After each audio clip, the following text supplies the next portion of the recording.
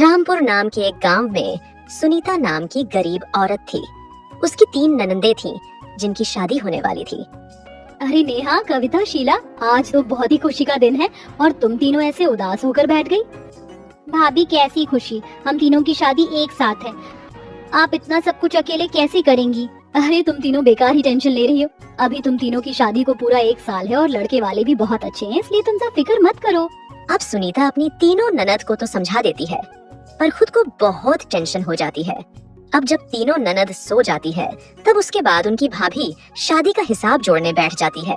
लड़के वालों को दहेज नहीं देना, पर बाराती का खर्चा, खाने का इंतजाम, तीनों नंद के लिए शादी की शॉपिंग, शादी का सामान, चूड़ी, लहंगा, कपड़े, मेकअप, इन सबको लेने में और शादी के बाकी खर्चों को पूरा करने पूरा 1 लाख लग जाएगा।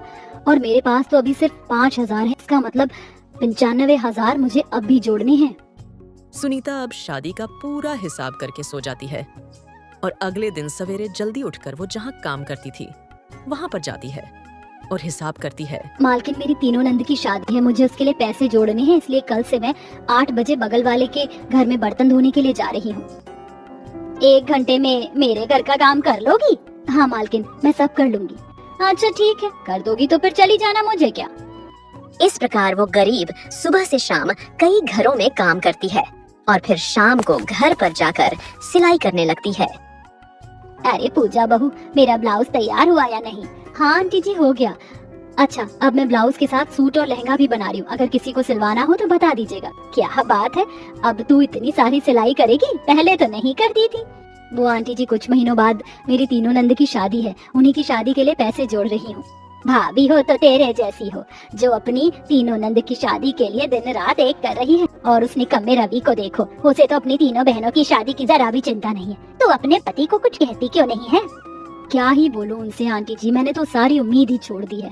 अब तो वो घर भी बहुत कमाते हैं, अब तो मुझे ही सब करना है।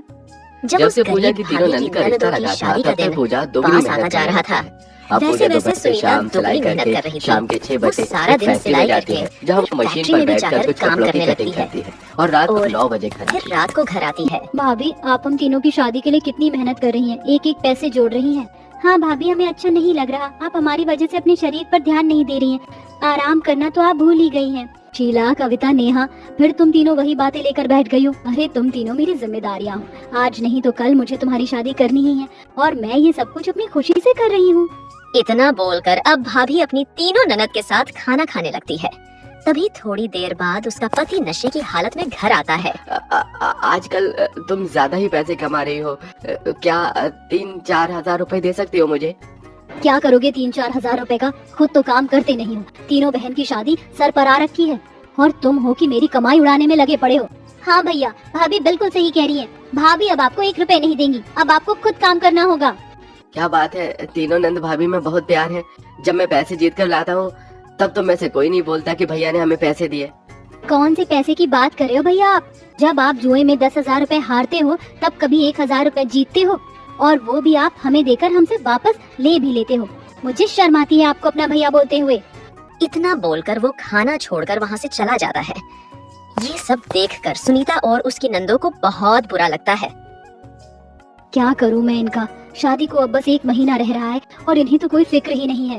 भाभी आप रहने दो, भैया से कोई उम्मीद मत रखो। मैं तो कहती हूँ कि सारे पैसे छुपा कर रख लो, वरना भैया ये पैसे भी जुए में उड़ा देंगे। अब सुनीता ननद की बात सुनकर सारे पैसे छुपा देती है। अब ऐसे ही कुछ दिन बीत जाते हैं और सुनीता के काम के पैसे आ जाते हैं और वो बहुत खुश होती है और अपनी ननदों के साथ बैठकर पैसे गिनने लगती है। मेरे पास 15,000 रुपए हैं और तुम तीनों के पास? मेरे पास 25,000 रुपए हैं भाभी, मैंने भी ये पैसे गिन लिए हैं, पूरे 25,000 हैं। भाभी मेरे पास 10,000 रुपए हैं और मैं तो कहती हूँ कि कल से शादी की शॉपिंग शुरू कर देते हैं। सही कह रही हो तुम तीनों, शादी का दिन पास आ गया है, टोटल 75,000 रुपए हो चुके हैं। बाकी के पैसे मैं इस महीने जमा कर ही लूंगी।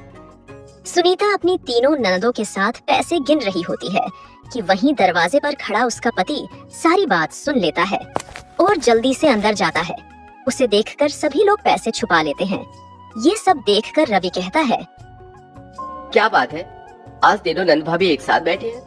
आज तो मुझे 1,000 रुपए मिल सकते हैं, या वो भी नहीं दोगी? माफ करना, पर हमारे पास पैसे नहीं हैं। भैया हम तीनों से तो कोई उम्मीद भी मत रखना, हम तो खुद ही बेरोजगार हैं। उन सब की बात सुनकर वो गुस्से में बाहर चला जाता है। और खुद से कहता है, इतने सारे हाथ में पैसे लेकर बैठी हैं और मुझसे झूठ कह रही हैं कि पैसे नहीं है। पर कोई बात नहीं, इन्होंने पैसे नहीं दिए तो क्या हुआ, मैं आज रात को ही सारे पैसे चोरी कर लूंगा। ये सब मन में सोचकर अब वो घर से चला जाता है और जब आधी रात को सब सो जाते हैं तो घर पर चुपके से आता है और सारे पैसे चोरी कर लेता है। जब सवेरे सुनीता की आंख खुलती है तो वो हे देखती भगवान। है मैंने यही तो पैसे रखे थे, कहाँ चले गए सारे पैसे? अब मैं कैसे अपनी तीनों नंद की शादी करूंगी? मेरे पास तो पैसे ही नहीं बचे। कितने अरमान थे मेरे कि मैं अपनी तीनों नंद को अपनी पसंद का लहंगा दिलाऊंगी। अब मैं कैसे अपनी नंद की शादी करूंगी, उनके लिए लहंगा लाऊंगी? भाभी, हो ना हो, ये सब कुछ भैया ने ही किया है। कविता, तुम इस बारे में नेहा और शीला को कुछ मत बताना, मैं कुछ करती हूँ। ये सब सोचकर सुनीता बहुत ज्यादा दुखी हो जाती है। तभी थोड़ी देर में एक औरत उनके पास आती है और 1000 रुपए देकर कहती है, ये लो बहन, तुम्हारे पूरे 1000 रुपए। अब तुम्हारा और मेरा हिसाब पूरा हुआ। वो औरत पैसे देकर वहाँ से चली जाती है। पर सुनीता को उन पैसों की जरा भी खुशी नहीं होती है और वो बैठकर रोने लगती है। तभी सुनीता की नजर बाहर खड़ी पड़ोस वाली लड़की पर पड़ती है जो बाहर किसी से कुछ कह रही होती है।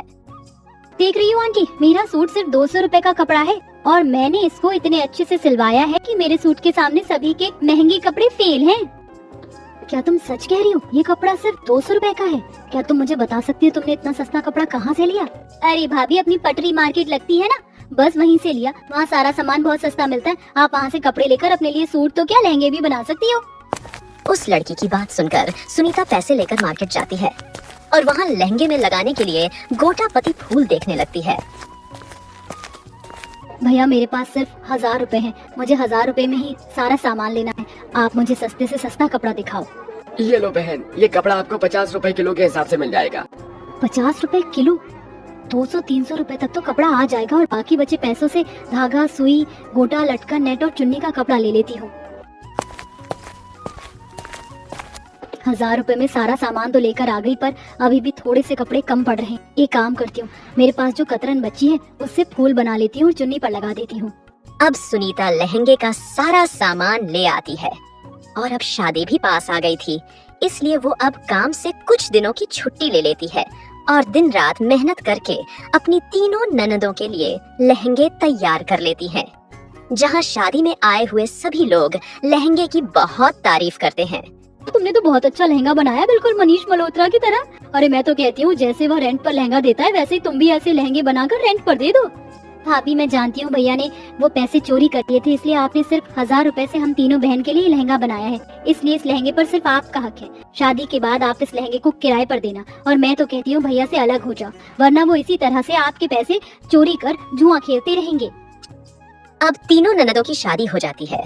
फिर सुनीता उनको अच्छे से विदा कर देती है और अपने पति से अलग होकर अकेले रहने लगती है।